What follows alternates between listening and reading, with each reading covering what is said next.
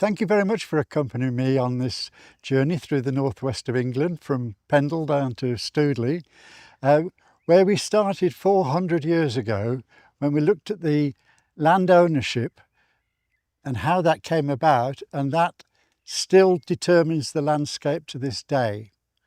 Then a couple of hundred years later, the industrialists came along and wanted to feed their workers with cheap food. So they started importing loads of food, so that by the First World War, we only produced a quarter of our own food.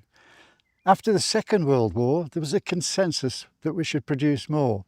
And so by the mid-1970s, we produced 3/4 of our food. But then along came Margaret Thatcher and said, oh no, we don't want a consensus, we want to leave it to the markets.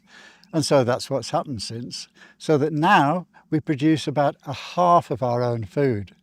And in the process, that has had dramatic environmental impacts across the world.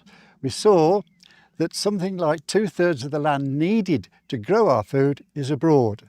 Similarly, about 2/3 of the greenhouse gases produced by our food production occurs abroad.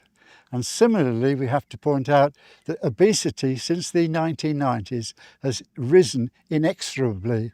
Despite dozens of government policies and strategies, it continues to do so.